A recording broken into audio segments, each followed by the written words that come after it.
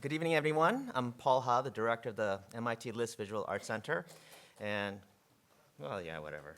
Um, for the staff. And I'm incredibly excited about tonight because it's the opening night for 9 artists, and we've been working really hard on it. And normally, our curators think hard and provide for you exhibitions where we think about why this artist, why here, and why now. And at times, we like to bring outside voices in. And so I was invited to see this exhibition out at the Walker, where Bartholomew Ryan had curated this incredible exhibition, so I was told. And I went out, and it was just really the right show, I thought, and the voice that we need to bring here to Cambridge. And so, I wish, and I know some of you have seen it out there, but to compare the two and to see how the two same exact exhibition with the same pieces turns out to be two different conversations in exhibition is a bewilderment to me. And so I'm delighted that you're here tonight.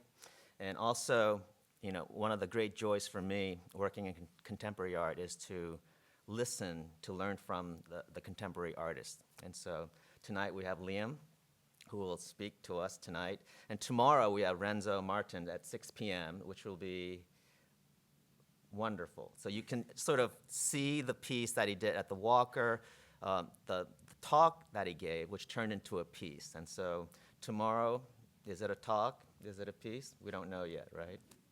And of course, we have many people to thank, and starting with the staff who did a fantastic job. The Consulate General of Netherlands in New York, the Netherlands America Foundation, the Royal Norwegian Consulate General, the Goethe Institute in Boston, the Council for the Arts at MIT, the Office of the Associate Provost, Mass Cultural Council, our advisory board members who are all amazing, the Friends of the List, and I'd like to also thank personally either Nils Fleischer, Ingrid Moe, and Olga Vizo, the director of The Walkers, here with us tonight, the curator, Bartholomew Ryan, and Elise Upidis, who helped with the show at this end here at the List. And with us tonight, we have Renzo Martins, we have Liam Gillick, of course, Bjorn Malgard is here, and also, who else is here? Thank you. So I hope you go back after the talk, because I think it always enhances the exhibition, and then come back tomorrow for Renzo's talk.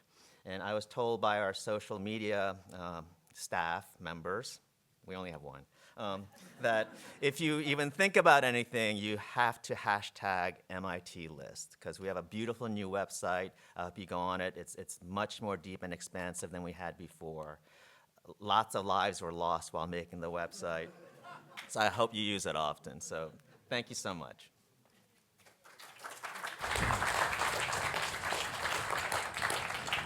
Hi, everyone. It's great to see such a nice crowd here tonight. And thanks so much to Paul Ha and to everyone at MIT. It's been a wonderful invitation to bring the exhibition here. And it's been really great working curatorially with you, Elise, on this project. So thank you. I'm just going to say one or two quick words about the show, and then I'm going to introduce Liam, who'll probably talk for 25 or 30 minutes, and then Elise and I are going to talk for a little bit about some of the ideas surrounding the show and open it up to questions. So it shouldn't be too laborious. The show, 9 Artists, opened at the Walker in the fall. It's a multi-generational international exhibition that features Jan Vo, Hito Steyrel, Liam Gillick, Natasha Sadar-Hajijian, Renzo Martins, Yael Bartana, and Nashtio Mosquito. As Paul mentioned, I'm really delighted that Bjarne Melgaard is here tonight, and Renzo, and Liam, and also Marie Karlberg, who's worked on a great piece about Bjarne that's also in the exhibition. So Liam Gillick's work is intimately invested in the legacy of modernism.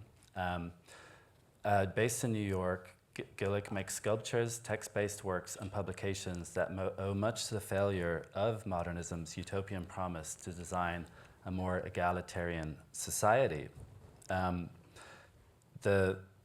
In recent years, Liam has been featured in a number of retrospective projects, including 3 perspectives and a short scenario at the With Rotterdam, Kunsthalle Zurich, and Kunstverein München and the MCA Chicago. That was in 2008, 2010. In 2006, Liam was a central figure in the Free Art School project, United Nations Plaza in Berlin, that traveled to Mexico City and New York. And Gillick has published a number of texts that function in parallel to his work, many of which are gathered in an anthology of his artistic writings titled All Books that was published by Bookworks London in 2009.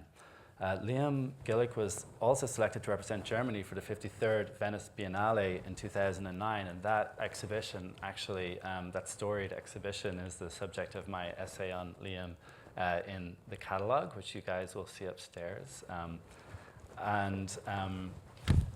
A major exhibition of his work also opened at KHH in Bonn in April 2010. In 2012, a survey of work from the 1990s titled Liam Gillick from 1990A to 1990B opened at the CCS Bard Hessel Museum. Liam Gillick has taught at Columbia University in New York since 1997 and at the Center for Curatorial Studies at Bard College since 2008. He's also, for those cinephiles out there, co-starring in Johanna Haag's latest highly celebrated film, exhibition, which opens at select cinemas in the US on May 25th. So without further ado, welcome Liam Gillick.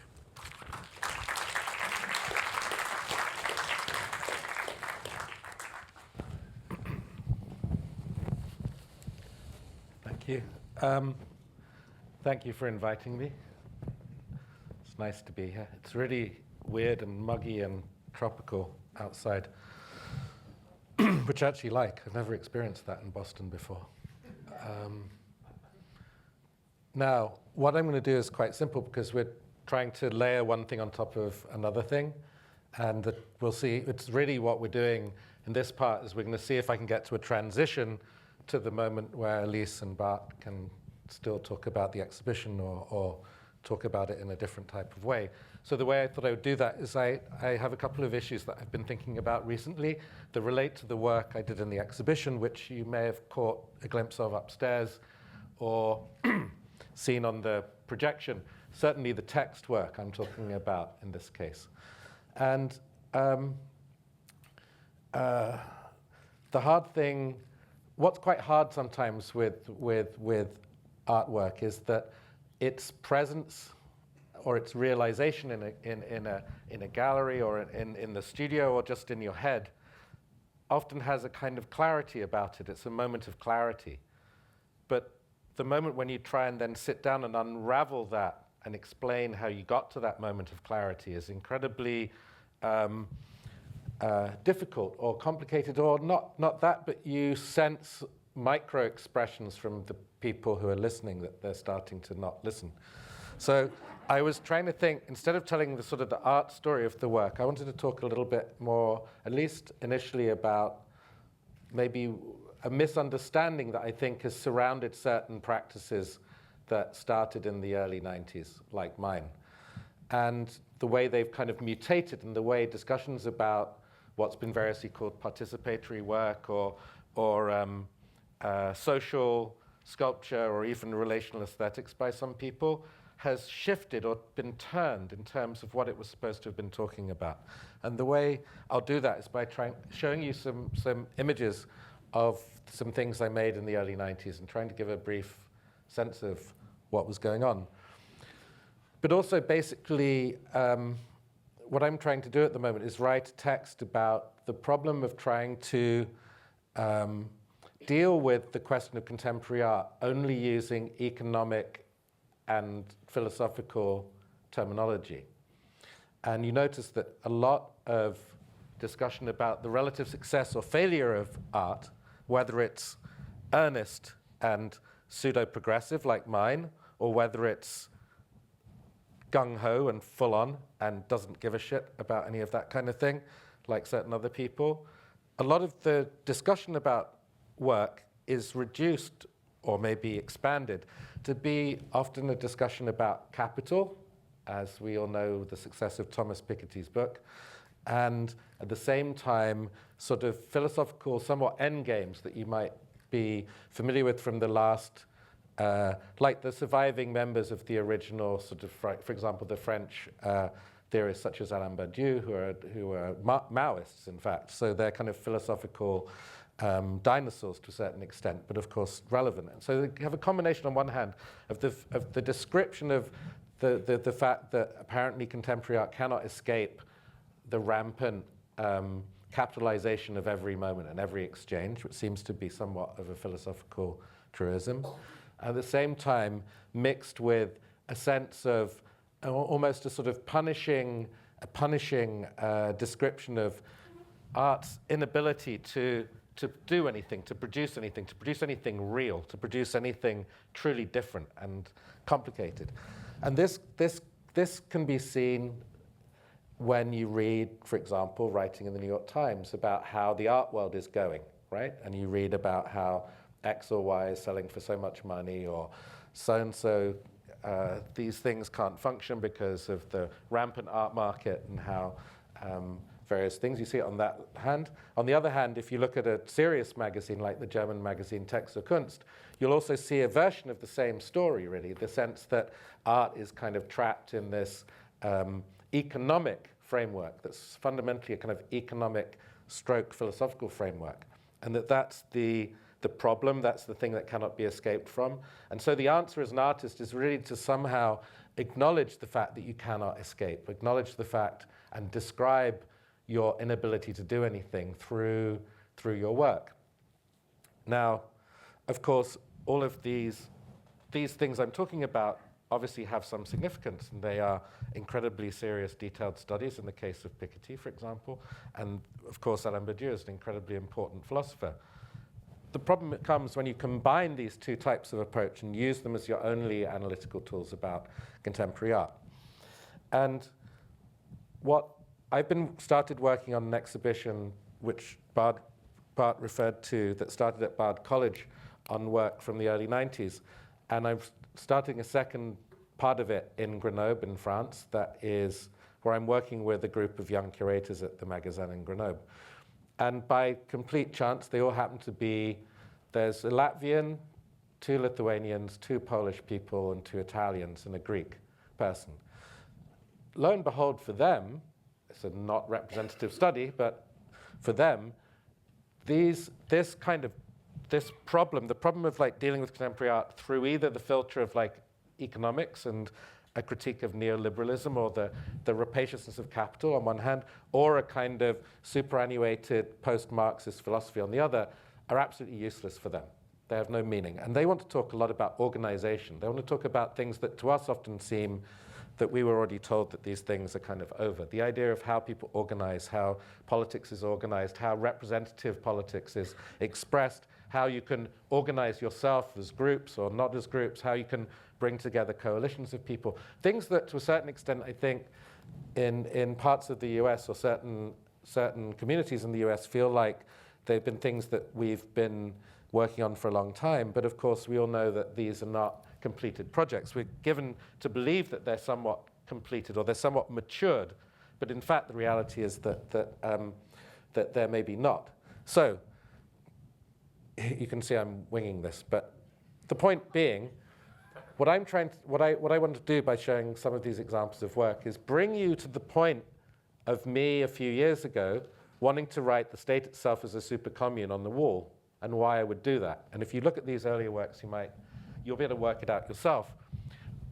The second thing I want to do is explain that if you could say there was as we ought to be critical people about any moment in art, if you could say that there was a failure in certain work that started to be produced in the early 90s, not just in the US, but in Europe and South America and in various other sites, that there was a failure because it failed to escape the market or failed to escape rapacious capitalism or the deregulated rise of neoliberalism. I would argue actually maybe that certainly that wasn't what the work was about in the first place, any more than conceptual art was about selling nothing or destroying the art market. It wasn't either of those things. That maybe if there's a failure, the failure is a political one. That it's to do with organization. It's to do with the crisis of how do you express organization through art, and how do you, when are the moments that you can organize yourself in the spaces of art and it have resonance, not just be a symbolic gesture. The work I present at the exhibition is probably the moment where I realized that I have to now make statements, maybe, often, rather than create actions. But I'll just bring you back briefly and quickly through some earlier work where maybe you can then, bearing in mind what I said, see something about organization and maybe a political project that's somehow gotten muddled up. But if you sit in Berlin like I did during Berlin Gallery Week, 10 days ago, you hear endlessly, over and over again, art dealers rolling their eyes and saying, isn't it terrible, the art market is so inflated. And you'd hear artists saying, isn't it terrible, you can't escape from this terrible system. And you'd hear critics say, isn't it awful, this enormous dinner with 3,000 people in Tempelhof Airport, and so on, and so on. And what's really interesting is they're right. They're absolutely right. None of them are wrong, and they're even in it, and they're still right. But when they look towards certain sources, I think, in order to find a model of escape, maybe it's an interesting moment to look towards maybe, even in the case of Germany, sometimes mainstream or semi-mainstream political reorganization. Then you suddenly start to see a completely different model of how things could be. And that's the atmosphere under which this work was made. Exactly that period in the early 90s when the old, stubborn left of Europe that was often not very progressive-minded, frankly, and not very liberal-minded, was breaking down, and things were starting to get reorganized. This has now, of course, turned into an opportunity for populist right-wing parties to emerge too, but if you think about what was going on at this point was something much more to do with coming together and reorganizing. So the first image, this is from 1993, from the Café Beaubourg in Paris, and it's something that is very much part of my work over the years, which has been to be just outside or just alongside something. So Angela Bullock and I set up shop next to the Pompidou Center and arranged for basically people were offered a cocktail called Painted Humiliation, and it was 3 measures of Irish whiskey and the soundtrack by Prince Buster, which is, I can never remember the song title exactly, but it's the 10 Commandments of Man Given to Woman. It's one of the most sexist and kind of fantastic songs of all time. I won't say more about that. This is information room, and here you see information about hog bikes, and you don't see it in the image here, but there's also information about women's basketball, which in Europe was a rather rarefied thing at that point. And this is another aspect you get. You have this organization, the spontaneous organization of people just alongside something who are attracted and lured not by an image or a brand, but by a shared activity. And here you would see something like a compiling of secondary information that is brought together just prior to the internet. So this is also from 1992.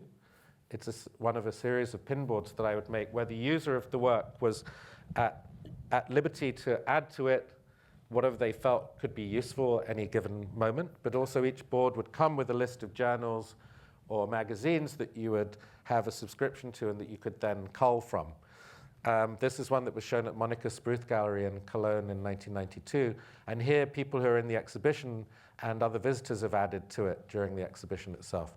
And here's one at the Listen Gallery in 1992 with the gallery has decided to use it as a kind of analog website, because it's before websites, on a gallery kind of level anyway. So they're using it to show snaps from the exhibition, reviews, artist statements, and so on.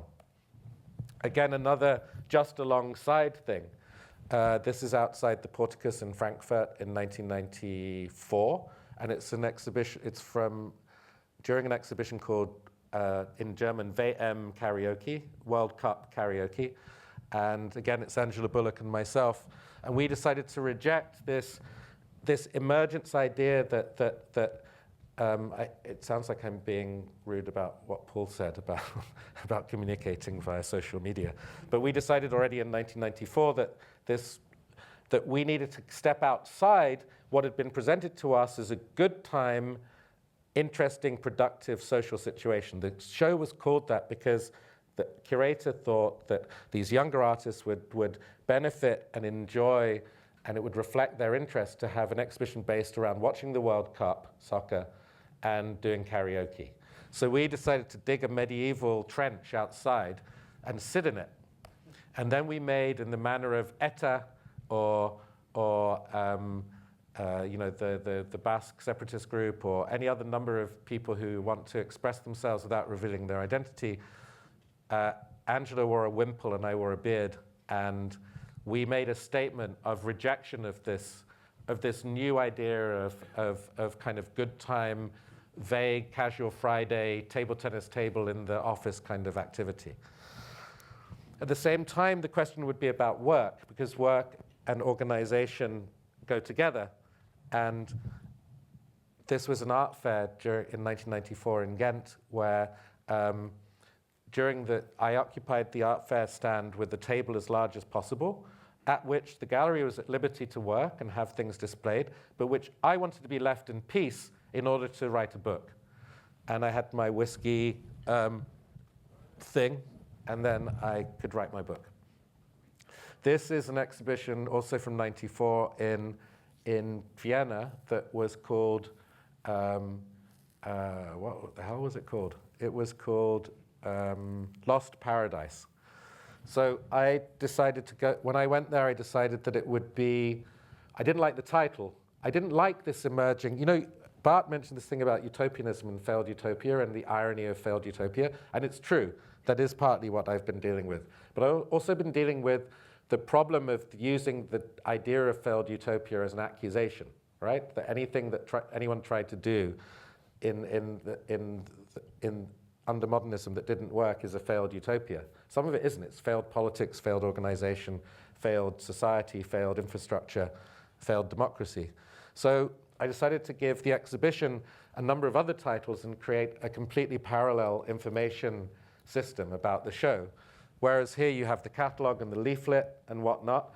I produced posters and put them around all over Vienna with the different titles and my phone number. And I would offer information to any individual who called me. So I spent a number of days with different people, maybe all day, telling them everything about the other artists, everything I knew about the curators, any scandal I could think of, anything I knew about public funding in Vienna, anything I knew about the state of who was sleeping with who, anything I could do.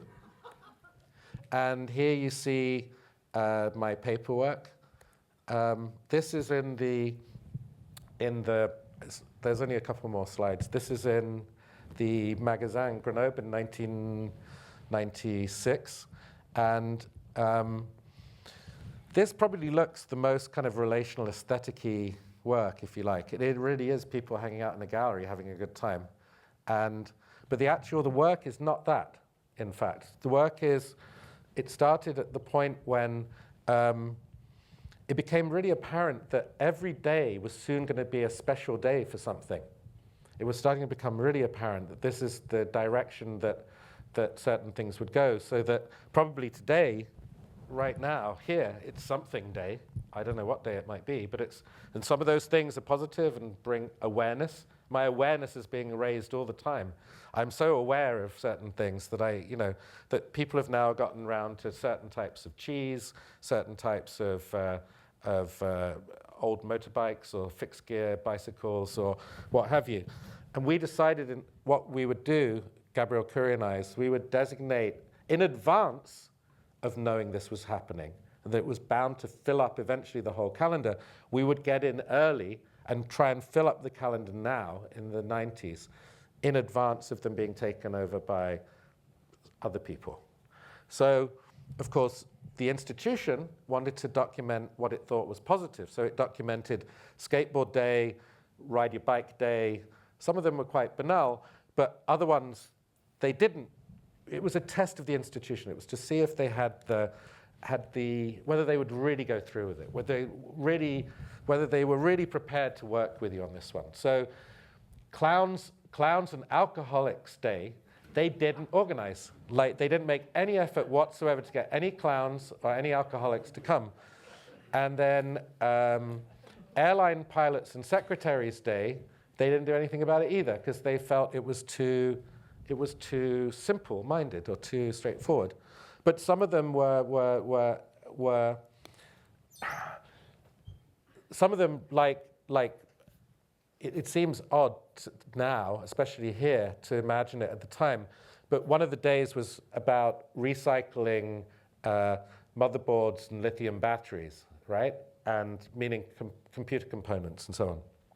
This was completely baffling for the institution to think about how to deal with that. I think I'm going to stick to the last couple of things just to as these examples, because otherwise they sit a bit heavily on each other. This is a simple thing from 1995. This had been the bookshop of a place in Tours in France, which is a couple of hours south of Paris. And when I went there, I found that the people working in the bookshop thought it was terrible. And all the people going to the bookshop thought it was pretty bad too. And the director wasn't crazy about it either. And